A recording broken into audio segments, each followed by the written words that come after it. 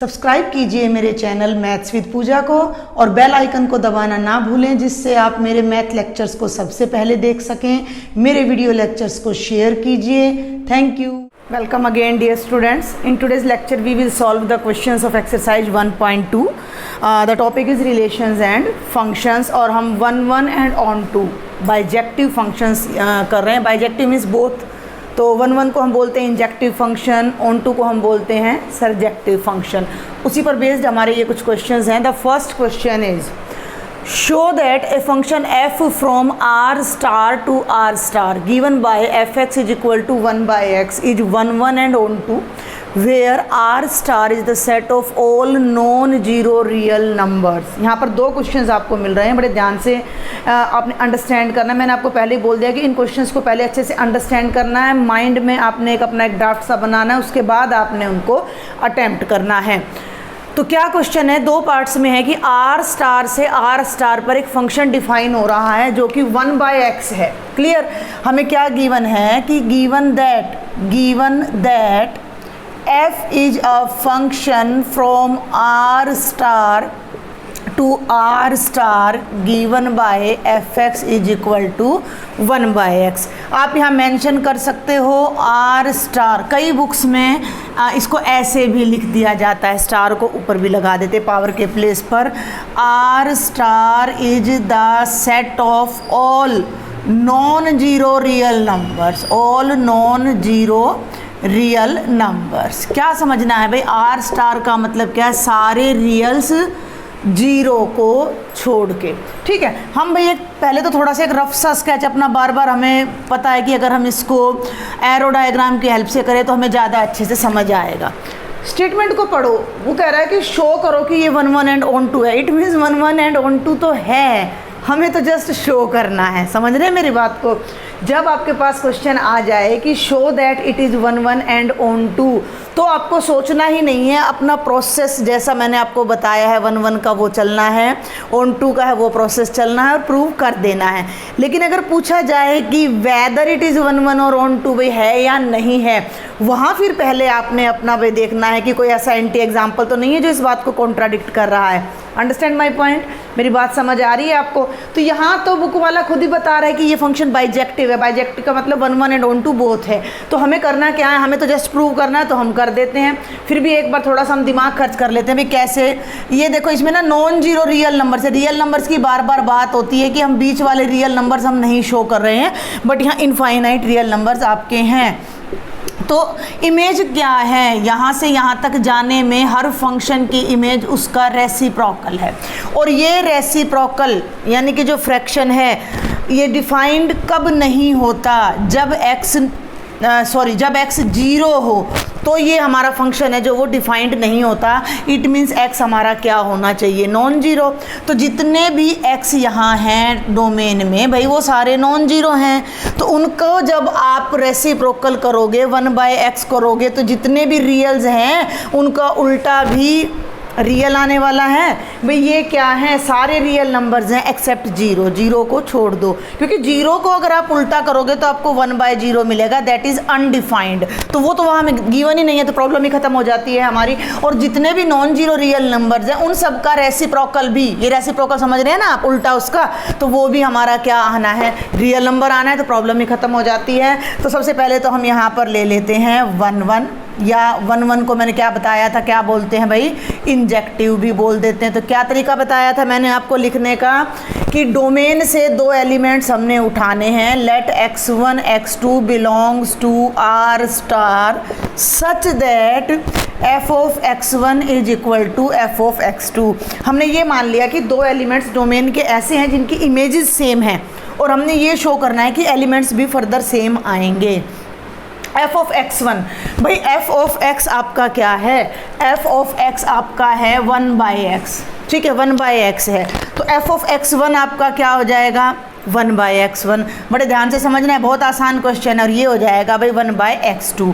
Cross multiply कर दो, x2 इधर आ जाएगा और x1 इधर आ जाएगा। आप इसको ऐसे भी लिख सकते हो कि x1 is equal to x2। हम कहाँ से चले थे, हमने दो एलिमेंट्स की इमेजेस सेम ली थी और एलिमेंट सेम आ गए, और फिर मैंने यहाँ क्या बताया था आपको कि ये ज़रूर लिखना है for all x1 x2 belonging to the domain. तो हर एक के लिए ये ट्रू हो जाएगा। It means our function is 1 1, simple हो गया। सेकंड पार्ट आपने क्या प्रूव करना है, ऑन टू, जिसे हम सर्जेक्टिव बोलते हैं। ऑन टू कब होता है कोई भी function, when every element of codomain has a preimage in domain. Simple सा फंडा है।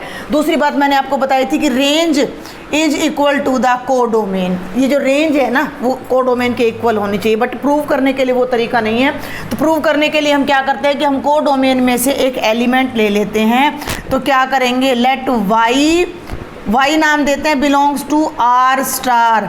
और क्योंकि हमारे डोमेन और को डोमेन दोनों सेम हैं तो it's I will prefer to write here codomain. हम को डोमेन जरूर लिखेंगे कि y जो है भाई वो आर स्टार को बिलोंग कर रहा है, और इस तरह से बिलोंग कर रहा है कि y की प्री इमेज x है। क्लियर? हमें नहीं पता ये x हमारे डोमेन में है या नहीं है। Got it? तो F X is equal to Y का क्या मतलब है, एफ एक्स का मतलब है 1/x is equal to Y. Clear? x को उधर ले जाएं और y को इधर ले आएं तो x हमारा हो जाएगा 1/y।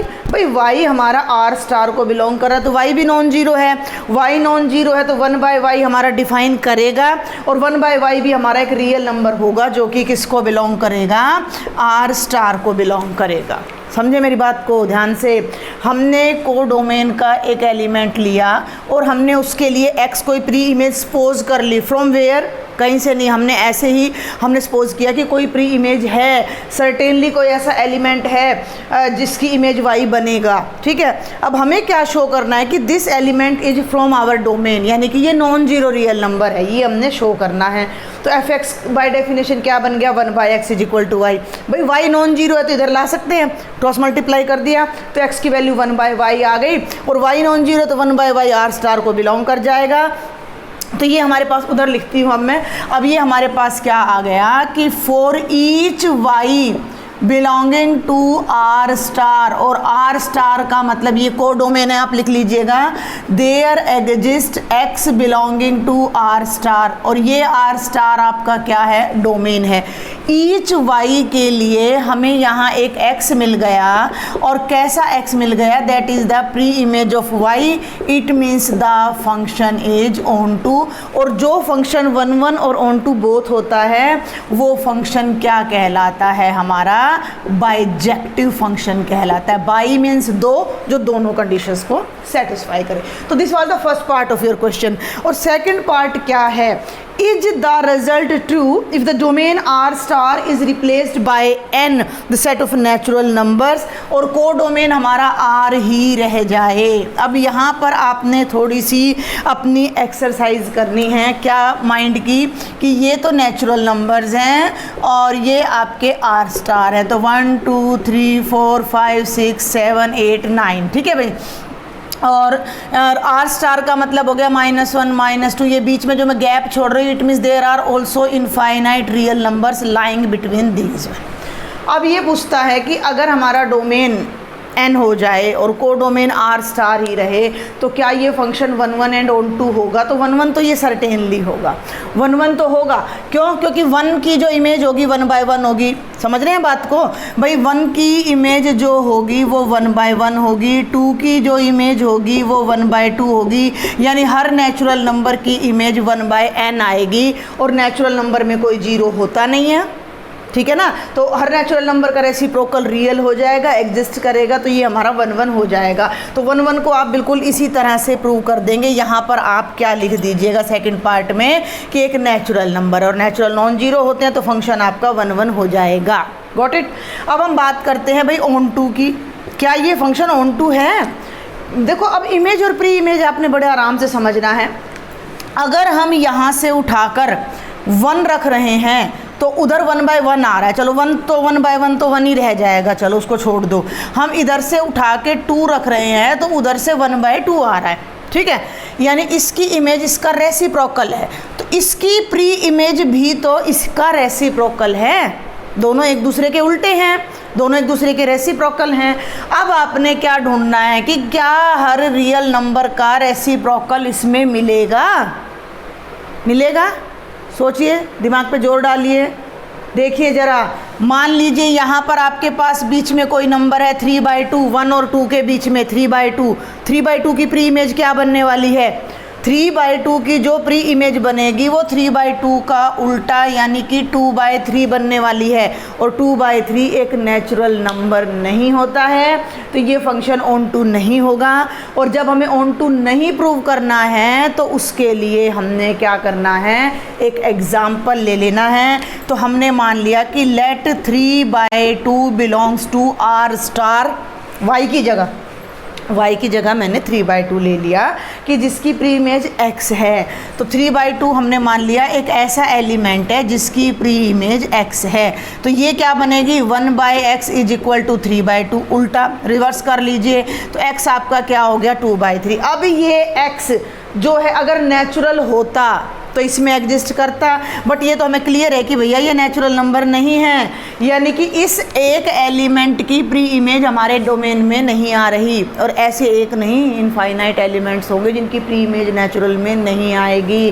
तो it means the function is not onto. तो ये बात मैं आपको बार बार बता रही हूँ कि एक ही फंक्शन है लेकिन उसका बिहेवियर डोमेन के अकॉर्डिंग चेंज होता रहता है, ठीक है ना। ये डोमेन और को डोमेन थे तो फंक्शन बाइजेक्टिव था, लेकिन डोमेन n हो गया, को डोमेन R स्टार हो गया, तो वही फंक्शन, बिल्कुल वही फंक्शन 1 तो हो गया लेकिन ऑन टू नहीं है। अब हम जो सेकंड क्वेश्चन करने जा रहे हैं उसमें सेम फंक्शंस हैं लेकिन हमारे डोमेन और को डोमेन चेंज हो रहे हैं। Now we will do question number 2, और बहुत इंपॉर्टेंट क्वेश्चन है ये आपका, आप ध्यान से देखें कि check injectivity and surjectivity of the following functions. ये 5 केस आपको दे रखे हैं और चेक करना है, इट मीन्स हम श्योर नहीं है कि वो इंजेक्टिव है या नहीं है, 1 है या नहीं है, ऑन टू है या नहीं है, ठीक है भाई। तो फिर मैं वही बात कहूँगी कि पहले आपने इस पर थोड़ा सा एक रफ वर्क करना है, फिर आपने फाइनल क्वेश्चन को अटेम्प्ट करना है। तो हम यहाँ से अपना स्टार्ट करते हैं। क्वेश्चन नंबर 1 सेकंड का फर्स्ट पार्ट है। देखो फंक्शन है हमारा नेचुरल से नेचुरल पर, और फंक्शन का नेचर क्या है कि f(x) is equal to x²। आपको ये बिल्कुल क्लियर होना चाहिए माइंड में कि देखो ये नेचुरल नंबर्स हैं डोमेन में, ये नेचुरल नंबर्स हैं को डोमेन में, और फंक्शन का नेचर क्या है कि हम जब यहाँ कोई इनपुट देते हैं, कोई वैल्यू डालते हैं, तो आगे जाकर वो वैल्यू अपना स्केयर हो जाती है। वो वैल्यू क्या हो जाती है? स्केयर हो जाती है। यानी कि 1 की जो इमेज है भाई, हम f(1) की बात करें तो वो 1 का स्केयर यानी 1 बन जाएगा। 2 की बात करें तो 2 का स्केयर कितना बन जाएगा? 4 बन जाएगा। तो 1 की इमेज 1 हो गई, 2 की 4 हो गई, 3 की 9 हो जाएगी, 4 की 16 एंड सो ऑन। मीन्स हम यहाँ जितने भी नेचुरल नंबर्स डालेंगे कॉरस्पॉन्डिंगली जो उसकी इमेज आएगी वो स्क्वेयर भी नेचुरल में ही मिलेगा, और एक नेचुरल नंबर का एक ही स्क्वेयर होगा। तो इट मीन्स फंक्शन 1 तो होगा हमारा, श्योर होगा, ठीक है ना। समझ आ रही है बात आपको? अब हम साथ साथ ऑन टू के लिए भी एक बार इसको चेक कर लेते हैं। ऑन टू के लिए, ऑन टू का मतलब क्या होता है? अब सिंपल देखो कि हर एलिमेंट की इमेज उसका स्क्वेयर है, तो प्री इमेज क्या होगा? स्क्वेयर का अपोजिट ऑपरेशन स्क्वेयर रूट, ठीक है ना भाई। 1 की इमेज 1 है तो 1 की प्री इमेज उसका अंडर रूट है। 2 की इमेज 4 है तो 4 की प्री इमेज उसका स्क्वेयर रूट 2 है। 3 की इमेज 9 है तो 9 की प्री इमेज उसका अंडर रूट 3 है। अब ये जो बीच में आपके एलिमेंट्स रह गए हैं, अगर आप देख पा रहे हैं, ये 2 है, ये 3 है, ये 5 है, 6 है, 7 है, 8 है, what about their pre images? इनकी प्री इमेजेस कहाँ हैं? 2 की प्री इमेज क्या होगी? 2 का स्क्वायर रूट। और क्या 2 का स्क्वायर रूट नेचुरल होता है? नहीं होता है, इरेशनल नंबर होता है जो कि रियल्स में काउंट होता है। तो अगर एक एलिमेंट भी हमें ऐसा मिल जाता है जिसकी कोई प्री इमेज नहीं है, एक रोल नंबर भी ऐसा मिल जाता है जिसके लिए हमारे पास यहाँ कोई स्टूडेंट नहीं है, तो फंक्शन ऑन टू नहीं होगा। क्लियर? तो अब हम इन दोनों को राइट कैसे करेंगे? तो पहले हम केस देखते हैं 1 का। 1 हमें पता लग गया है अभी फंक्शन 1 है, तो हम फटाफट से प्रूव कर देते हैं। कैसे प्रूव करते हैं? लास्ट क्वेश्चन की तरह कि let x1 x2 belongs to n such that f(x1) is equal to F of x2। I think ये लॉजिक अब आपको समझ आ गया होगा। तो एफ ऑफ x1 का मतलब हो गया x1 का स्क्वायर, ये हो गया x2 का स्क्वायर। अगले स्टेप में हम जब दोनों साइड से स्क्वायर रूट करेंगे तो स्क्वायर से स्क्वायर रूट कैंसिल होकर क्या आ जाएगा, x1 is equal to x2 for all x1 x2 belonging to n। यानी डोमेन में से हम ऐसे जितने भी पेयर उठाएंगे जिनकी इमेजेस को हम इक्वल शो करेंगे तो वो एलिमेंट्स भी अल्टीमेट इक्वल ही आएंगे। तो हमारा जो क्या हो जाएगा, फंक्शन 1 1 हो जाएगा। अब बुक वाले ने 1 1 की जो है भाषा तो दी नहीं है, लैंग्वेज, उसे तो इंजेक्टिव पूछा तो हम इंजेक्टिव लिख देते हैं इसको। क्लियर। अब हमें क्योंकि पता लग चुका है कि फंक्शन ऑन टू नहीं है तो हमने ज़्यादा अपने माइंड की एक्सरसाइज नहीं करनी है, हमने जस्ट एक एग्जांपल उठाकर यहाँ दे देना है और उस एग्जांपल से हम डिस्प्रूव कर देंगे कि भाई ये ऑन टू नहीं है। तो हमने कोई भी वहाँ से कोई एलिमेंट उठा लेना है। लेट 2 बिलोंग्स टू n, यानी कि n का मतलब हो गया कोडोमेन, सच दैट कि 2 की जो प्री इमेज है वो x है। ठीक है भाई, 2 की प्री इमेज तो होगी। देखो जितने भी रिलेशंस डिफाइन होते हैं उन सब रिलेशंस के लिए हर एलिमेंट की एक इमेज जरूर होती है और हर इमेज की एक प्री इमेज सर्टेनली होती है, क्योंकि रियल नंबर इतना वास्ट है, कोई भी ऑपरेशन ऐसा नहीं है जिसका कोई एंटी आपको यहाँ ना मिले। लेकिन वो हमारे पर्टिकुलर डोमेन में है या नहीं है, दैट इज़ द क्वेश्चन। तो 2 की प्री इमेज हमने x मान ली, सपोज कर ली। मैंने ये नहीं कहा कि x नेचुरल है, अब हम चेक करेंगे वेदर x इज नेचुरल और नॉट। तो ये बन गया भाई आपका x square is equal to 2। Square के लिए हम क्या कर देते हैं, स्क्वेयर रूट, तो x हो गया √2 जो कि एक नेचुरल नंबर नहीं है। 2 की जो प्री इमेज आई वो एक नेचुरल नंबर नहीं आ रही है। तो we have no pre image for 2 belonging to n। एक एलिमेंट की ही प्री इमेज नहीं आई तो बाकी का तो हमें कोई मतलब ही नहीं है। तो which implies that function is not onto, या आप इसको क्या कह सकते हो, सर्जेक्टिव भी कह सकते हो। क्लियर। ये हमारा फर्स्ट पार्ट था। सेकंड पार्ट में जो आपका डोमेन और को डोमेन है, अब दोनों चेंज हो जाते हैं, थोड़े बड़े हो जाते हैं, थोड़ा हमारा जो दायरा है वो बढ़ जाता है। ये इंटीजर्स हैं। अब इंटीजर्स में क्या चेंज आ जाता है भाई, 0 आ जाती है, नेगेटिव नंबर्स आ जाते हैं 1 2 3 4। क्या ये फंक्शन 1 1 होगा? थोड़ा ध्यान से आप दिमाग लगाएं, मैं राइट कर रही हूँ तब तक। फंक्शन वही चल रहा है, स्क्वायर, ये जेड है भाई, जेड पढ़ना है इसको। तो यहाँ से यहाँ तक कोई एलिमेंट अगर जा रहा है तो उसका स्क्वायर हो रहा है। आप खुद ही देखो ना, 1 की इमेज 1 का स्क्वायर 1, और -1 की इमेज -1 की इमेज -1 का स्क्वायर 1। दो डिस्टिंक्ट एलिमेंट्स की इमेज सेम आ रही है, 1 1 हुआ फंक्शन? नहीं हुआ। और ऑन टू वाला फंडा बिल्कुल ऐसे ही चलेगा। तो सेकंड पार्ट में अब यहीं पर आपको थोड़ा अल्टर करके बता देती हूँ कि जेड से जेड है तो 1 1 के लिए ये नहीं करेंगे, अब हम डायरेक्ट लिखेंगे कि -1 1 के इक्वल नहीं है। ठीक है भाई, -1 और 1 दोनों जेड को बिलोंग कर रहे हैं, दोनों इक्वल नहीं हैं, लेकिन जो -1 की इमेज है वो भी 1 आ रही है और जो 1 की इमेज है वो भी 1 आ रही है। दो नॉन इक्वल एलिमेंट्स की इमेज इक्वल आ रही है। दो अलग अलग बच्चों को सेम रोल नंबर असाइन कर दिया, यानी कुछ गड़बड़ है, यानी कि फंक्शन हमारा 1 1 नहीं है। ये साफ तौर पर दिखाई दे रहा है भाई। -2 की इमेज भी 4 होगी बेटा और 2 की इमेज भी 4 होगी। ठीक है ना। तो this function is not 1 1 and neither onto. Clear है।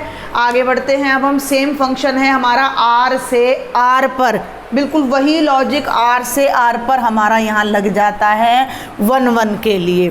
1 1 के लिए हमारा ये जो है लॉजिक बिल्कुल सही लग जाता है कि भाई दो एलिमेंट्स अलग अलग हैं। हमारे थर्ड पार्ट की बात कर रही हूँ, अब मैं यहाँ पर लिख के नहीं दिखाऊंगी, आपने खुद करना है।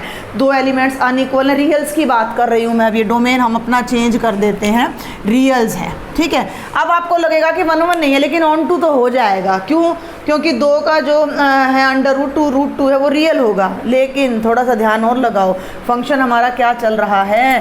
फंक्शन हमारा चल रहा है x² जो कि always greater than equal to 0 होता है। एग्जाम्पल में भी आ चुका है। तो ये जितने भी एलिमेंट्स हैं डोमेन के, चाहे वो पॉजिटिव हैं चाहे वो नेगेटिव है, वो कहाँ जाके मैप कर रहे हैं? वो यहाँ जाके मैप कर रहे हैं।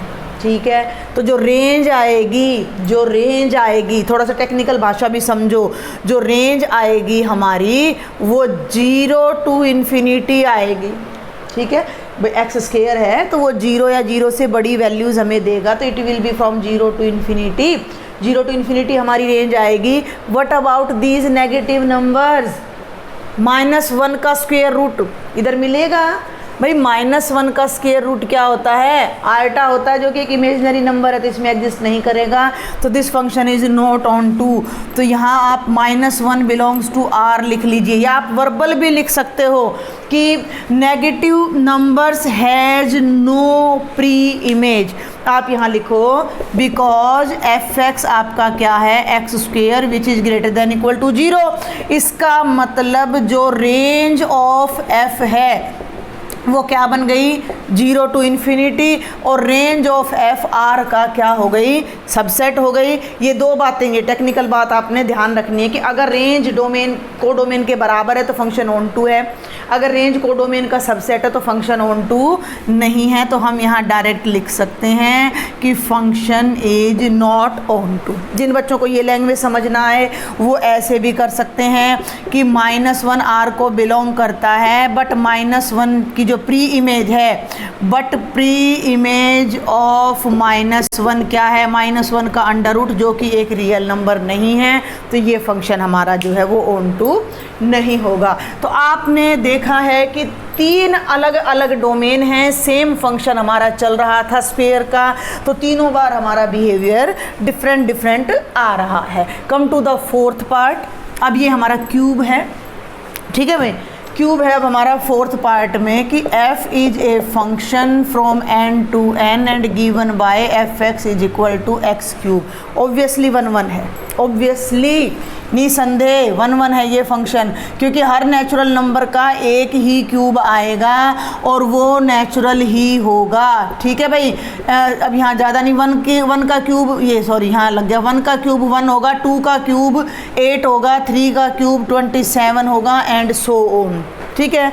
बात समझ आ रही है? तो 1 1 आप कर लीजिएगा। मैं शॉर्ट में बता देती हूँ कि f of x1 is equal to f of x2 अगर मैंने लिया तो x1 क्यूब x2 क्यूब के क्यूब ख़त्म करने के लिए क्या करते हैं? स्क्वायर को एलिमिनेट करने के लिए स्क्वायर रूट लेते हैं, तो क्यूब को ख़त्म करने के लिए हम क्यूब रूट का यूज़ करते हैं। तो x1 cube is to power 1/3 और x2 cube is to power 1/3, ये बैलेंस हो जाएगा और x1 is equal to x2 आ जाएगा और हमारा फंक्शन 1 1 हो जाएगा। क्लियर है? क्योंकि क्यूब रूट का मतलब वैसे तो 3 वैल्यूज़ देता है क्यूब रूट हमें, लेकिन ये जो है, लेकिन एक एक नेचुरल ज़रूर देगा, ये हमें एक एक में जो वैल्यू देगा वो नेचुरल हमें ज़रूर देगा। लेकिन अब जब हम ऑन टू की बात करें, आप यहीं से देखो ना एरो डायग्राम से ही, 1 की इमेज 1 है और 2 की इमेज 8 है, और ये बीच के एलिमेंट्स ऐसे हैं जो किसी का क्यूब नहीं है, यानी इनके लिए कोई क्यूब रूट नेचुरल में नहीं है, तो हमारा फंक्शन ऑन टू नहीं होगा। तो आप डायरेक्ट लिख सकते हो कि बिकॉज प्री इमेज ऑफ, या आप डायरेक्ट लिख दी, वैसे लिख दीजिए late 2 belongs to n, 2n को बिलोंग कर रहा है कोडोमेन को, ठीक है भाई, कोडोमेन को बिलोंग कर रहा है, और fx इज इक्वल टू 2 है, तो ये हो गया x cube is equal to 2। Clear? अब दोनों तरफ जब हम क्यूब रूट लगाएंगे तो x हो जाएगा 2 की पावर 1/3, जो कि नेचुरल नंबर नहीं है। 2 की पावर 1/3 एक रियल नंबर, एक तीन वैल्यूज आएंगी इसकी, एक रियल होगी, 2 इमेजनरी होंगी, एक रियल होगी, 2 इमेजनरी होंगी, तो वो नेचुरल तो बिल्कुल नहीं होंगी। तो जब हमारे पास एक एलिमेंट की ही प्री इमेज अवेलेबल नहीं है, तो बाकी तो अब डिस्कस करें ना करें डजेंट मैटर, तो हम यहाँ लिखेंगे the function is not onto. बिल्कुल सिंपल से हमारे ये क्वेश्चन चल रहे हैं। सेम यहाँ पर आपका इंटीजर्स के लिए आ जाता है। इंटीजर्स में अब आपका बस इतना ही, ये मैं कराऊंगी नहीं, यहाँ जस्ट मैं एक आपको डायग्राम बना के दिखा रही हूँ कि जस्ट आपका इंटीजर्स में क्या चेंज आ जाएगा, 0 -1 -2, और वही ये और बढ़ जाएगा यहाँ पर 0 -1 -2। तो हर इंटीजर का जो क्यूब होगा वो सिंगल होगा। -2 का क्यूब -8 होगा, -1 का क्यूब -1 होगा, -3 का क्यूब -27 होगा, 0 का क्यूब 0 होगा। तो 1 1 तो फंक्शन ऑब्वियसली है, और ऑन टू क्यों नहीं है? इसी तरह से ये फंक्शन हमारा ऑन टू नहीं होगा, क्योंकि इंटीजर्स हैं क्या, नेचुरल नंबर्स हैं और नेचुरल नंबर्स के नेगेटिव्स हैं, और क्यूब रूट हमारे कभी भी नेचुरल्स नहीं आते हैं, ये रियल्स में आते हैं हमारे। तो यहाँ से ये क्लियर हो जाता है कि this function is also injective but not surjective. This is question number 3 बेटा। show that or prove that the greatest integer function f from r to r given by fx is equal to this, neither 1 1 nor 1 2, where this one denotes the greatest integer less than or equal to x।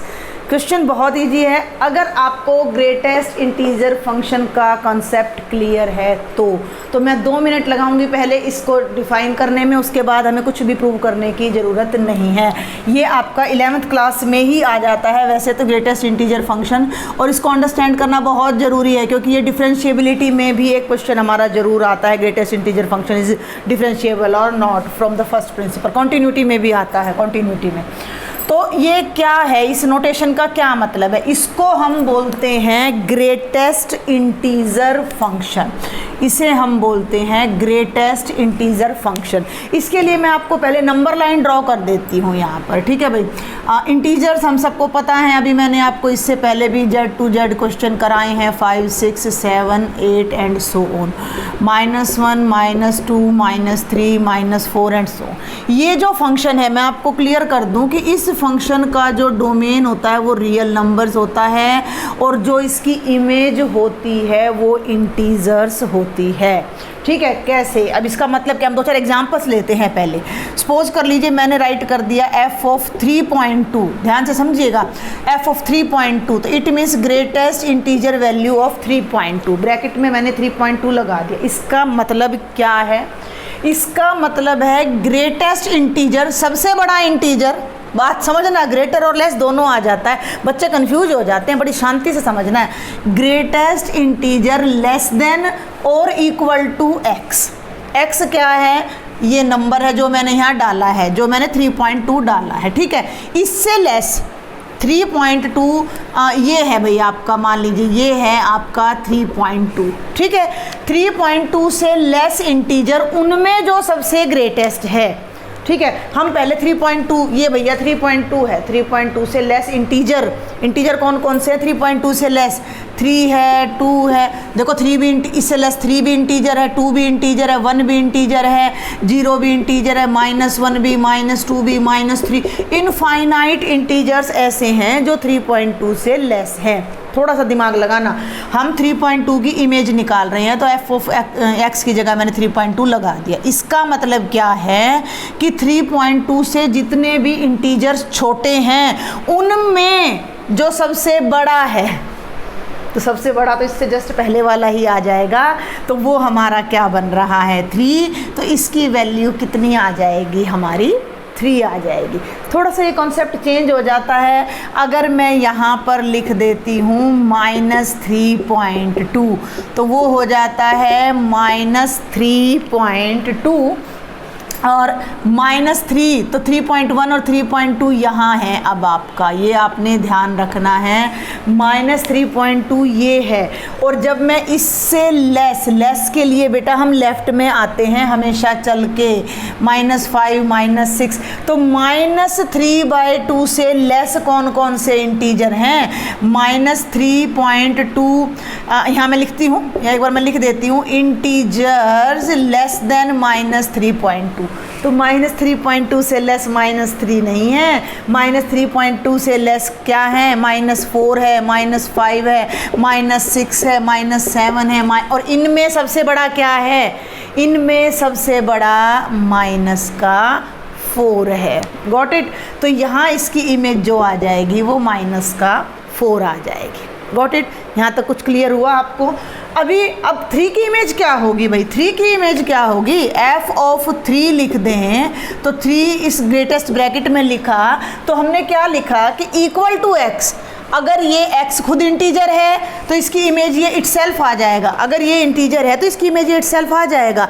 लेकिन अगर ये integer नहीं है, ये कोई real number है, तो इसकी इमेज इससे जस्ट लेस जितने भी इंटीजर्स हैं उनमें जो सबसे बड़ा है ग्रेटेस्ट इंटीजर फंक्शन। तो गिवन रियल नंबर से लेस जितने इंटीजर्स हैं और उनमें जो सबसे बड़ा है। तो अगर आपको नंबर लाइन अच्छे से आपके माइंड में सेट हो रही है तो आपका आंसर ऑलवेज गिवन से जस्ट पहले वाला इंटीजर होगा।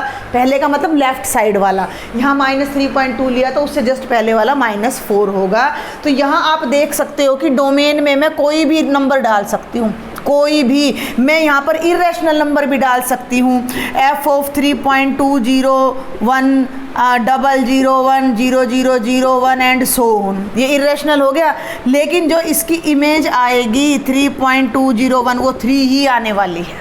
इसकी जो इमेज आने वाली है बेटा वो 3 ही आएगी। तो ये बात मैंने यहाँ आपको पहले ही बता दी थी कि जो डोमेन है वो रियल नंबर होता है, जो इसकी रेंज है वो इंटीजर्स होती है। तो जब हम रियल से रियल पर इस फंक्शन को डिफाइन करते हैं, ये रियल है और ये आपका रियल है, तो रियल भैया फिर वही प्रॉब्लम आ जाती है बार बार कि हम भाई रोस्टर फॉर्म में तो इसको लिख नहीं सकते हैं। तो बीच में मैंने गैप छोड़ दिया, -1 -2 -3। मैं यहाँ कुछ लिख देती हूँ, -0.5 0.1 0.2 0.3 1 भैया 1.5 2 एंड सो ऑन। ये कुछ नंबर्स मैंने लिख दिए।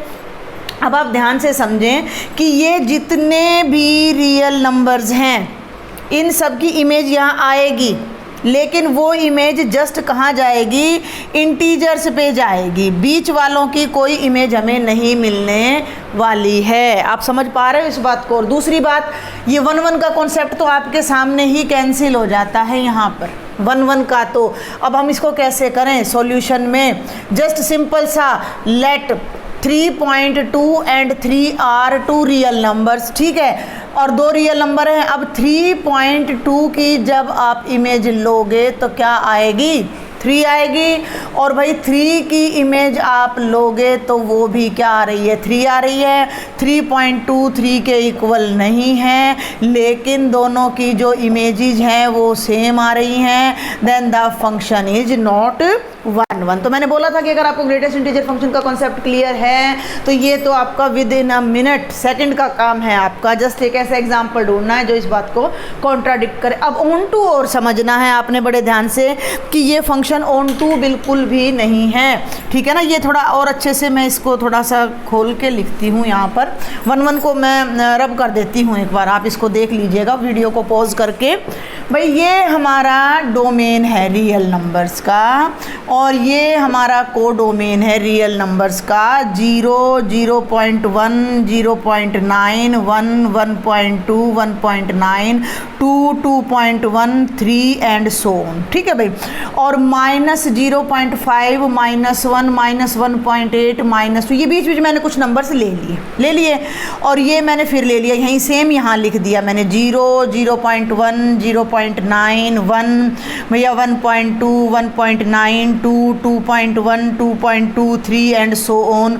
और ये मैंने -1 -0.2 -2 -1.3 एंड सो ऑन ले लिया। अब आप देखिए कि जब मैं इमेज लेती हूँ किसकी, 0 की, तो 0 की इमेज 0 0.1 की भी 0 0.9 की भी 0, यानी 0 से लेकर और 1 से लेस तक जितने भी एलिमेंट्स है सबकी इमेज 0 है। अब 1 की इमेज 1 है, 1.2 की भी 1 है, 1.9 की भी 1 है, यानी इन सब की इमेज भी हमारी 1 है। अब ऐसे ही 2 से लेकर यहाँ तक जितने भी एलिमेंट्स हैं इन सब की इमेज हमारी क्या आ रही है, 2। तो मैनी की इमेज 1 आ रही है तो मैनी 1 हो गया, 1 का तो कॉन्सेप्ट खत्म हो जाता है। अब बच गया ऑन टू का। आप देख सकते हो कि जो डोमेन रेंज है वो Z है, तो काम तो हमारा एक ही लाइन का है कि जो रेंज ऑफ F है वो क्या है, Z है, और Z हमारा R का क्या है, सबसेट है। और जब भी रेंज कोडोमेन का सबसेट होती है, भाई कोडोमेन का सबसेट होने का क्या मतलब है कि रेंज में जो एलिमेंट्स है वो कोडोमेन से कम है, यानी कि रेंज में कुछ एलिमेंट्स लेफ्ट रह गए हैं जो कि कोडोमेन में हैं। ये एलिमेंट्स ऐसे रह गए हैं जिनकी कोई भी प्री इमेज हमें मिल नहीं रही है यहाँ पर, क्लियर। तो बहुत सारे एलिमेंट्स ऐसे रह गए हैं जिनकी कोई प्री इमेज नहीं है, तो function is not onto. तो टेक्निकल मेथड तो ये है लिखने का आपका कि हमें पता है कि ग्रेटेस्ट इंटीजर फंक्शन 11th में हम पढ़ के आ चुके हैं कि इसकी जो रेंज होती है वो जेड होती है, और वो जो रेंज है वो रियल नंबर्स का सबसेट है। जब रेंज कोडोमेन का सबसेट हो तो फंक्शन हमारा ऑन टू बिल्कुल भी नहीं होगा। अदरवाइज आप ऐसे भी लिख सकते हो कि जो है this function maps every real number two N integer. तो जो नॉन इंटेग्रल रियल नंबर्स हैं उनकी कोई प्री इमेज नहीं है, तो आप इसको ऐसे भी लिख सकते हो, because non integral real numbers has no pre image. Got it. तो ये बिल्कुल सिंपल सा क्वेश्चन है, अगर आपको ग्रेटेस्ट इंटीजर फंक्शन की डेफिनेशन क्लियर है तो, अदरवाइज़ नहीं। तो पहले आपने ग्रेटेस्ट इंटीजर फंक्शन को अंडरस्टैंड करना है और फिर आपने क्वेश्चन करना है। ऐसा ही आपका मॉडुलस का आएगा, तो वो बाकी के क्वेश्चंस मैं आपको नेक्स्ट लेक्चर में कराती हूँ। इन 3 क्वेश्चंस में आपको कोई भी डाउट है, do write me in the comment box, join my WhatsApp group, share your problems with me there. If you like my lectures, don't forget to share it with your friends. Subscribe my channel. Thank you.